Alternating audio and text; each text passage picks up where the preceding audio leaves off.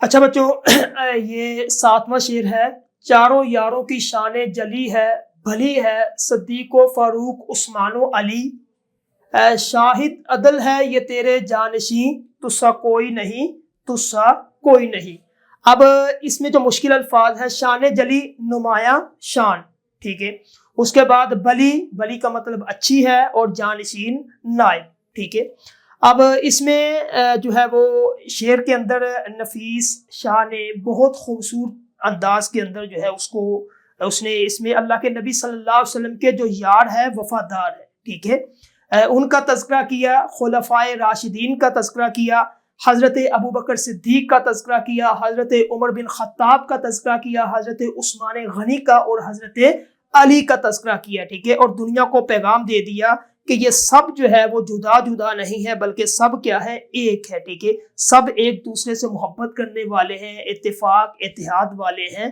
اور اس نے کہا چاروں یاروں کی شان جلی ہے، نمایاں شان ہے، کس کی؟ ابو بکر کی بھی، عمر کی بھی، عثمان کی بھی، علی کی بھی، ٹھیک ہے۔ صدیق و فاروق عثمان و علی، شاہد عدل ہے یہ تیرے جانشین، یعنی کہ اللہ کے نبی کے جانے کے بعد یہ جانشین ہے، کس کے؟ نبی پاک صلی اللہ علیہ وسلم کے جانشین ہے، ٹھیک ہے، یعنی کہ اللہ کے نبی گئے، اس کے بعد پھر حضرت ابوبکر صدیق نے اس مسند کو سنبھالا، پھر اس کے بعد حضرت عمر، پھر حضرت عثمان، اس کے بعد حضرت علی، ٹھیک ہے، یعنی کہ اس کے اندر جو ہے وہ شاعر کہتا ہے کہ ہر ایک کی علیحدہ، یعنی کہ چار، جس کے بارے میں قرآن بھی کہتا ہے، بلکہ قرآن نے ہر ایک کا تذکرہ جو ہے وہ محمد الرسول اللہ والذین معہ، کہ محمد اور اس کے ساتھ، ٹھیک ہے، اشداء علی الکفار، اس کے مراد حضرت عمر ہے، ٹھیک ہے، رحماء بینہم تراہم رکعا سجدا، ٹھیک ہے۔ اب اس کے اندر جو ہے وہ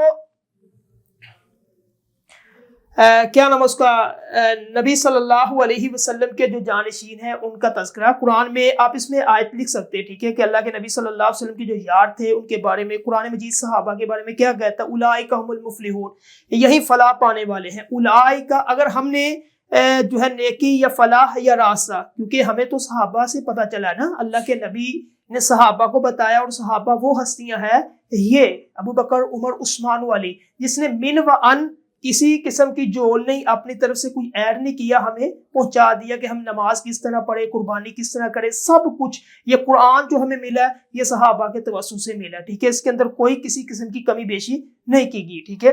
اس کے اندر آپ قرآن کی بے شمار آیتیں لکھ سکتے ہیں، اولئک هم الفائزون، اللہ فرماتا ہے یہ کامیاب ہے، اولئک هم المفلحون، یہ فلاح پانے والے، اولئک هم الراشدون، یہی لوگ جو ہے وہ کیا ہے، فائز ہے، یعنی کہ کامران ہے۔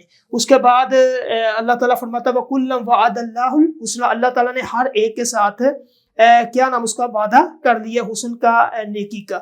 اس کے بعد رضی اللہ عنہ رضی اللہ عنہ ورضوا عنہ، یہ ان سے راضی ہے، اور اس کے بعد راضی ہے اللہ بھی ان سے، ٹھیک ہے۔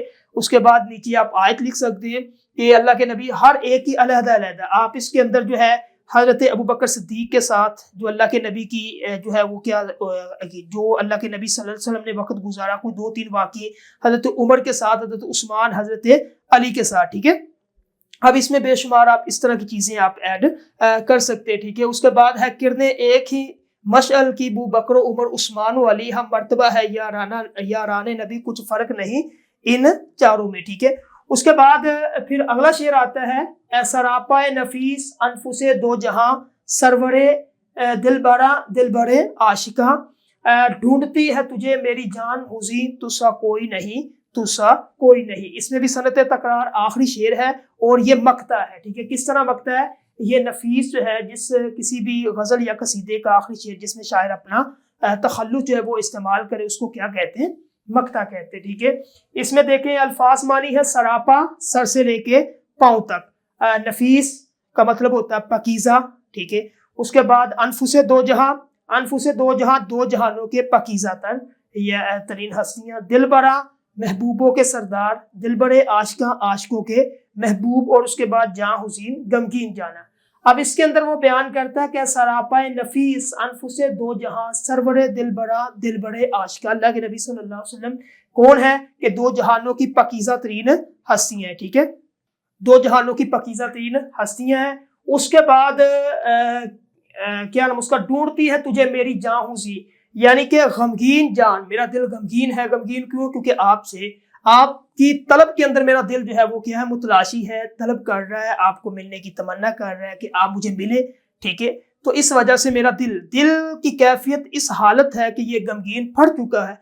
अब अल्लाह के नबी सल्लल्लाहु अलैहि वसल्लम नहीं आएंगे, उसकी याद नहीं आएगी, तो दिल को सुकून चैन करार नहीं आएगा, ठीक है। इसमें मोहब्बत अकीदत जो है नफीस शाह की अल्लाह के नबी सल्लल्लाहु अलैहि वसल्लम के साथ वालिहाना मोहब्बत जो है ना, इस आखिरी मक्ते के अंदर उसने बयान की है, ठीक है, कि हमारा दिल जिससे जिंदा वो तमन्ना तुम ही तो हो, हम जिसमें बस रहे हैं वो दुनिया तुम ही तो हो। अगर दिल को करार है, चैन है, अगर दिल जो है अच्छी हालत के अंदर है, दिल को अच्छाई का, बुराई का, अच्छे का, बुरे का, उसके अंदर तमीज है, तो वो किसकी वजह से? वो अल्लाह के नबी सल्लल्लाहु अलैहि वसल्लम की वजह से, ठीक है। अल्लाह के नबी से हट के कोई नहीं। अब इसके अंदर जो है वो अल्लाह के नबी की अकीदत को, अल्लाह के नबी की बड़ी ही जो है वो शान अजमत को उसने सराहतन अच्छे अंदाज में बयान किया, ठीक है। उसके बाद इसमें हवाले के शेर, दूसरा ये लिखा हुआ, दिल जिससे जिंदा है वो तमन्ना तुम ही तो, हम जिसमें बस रहे वो दुनिया तुम ही तो। अच्छा ये बच्चों था, ये था अशार, ठीक है।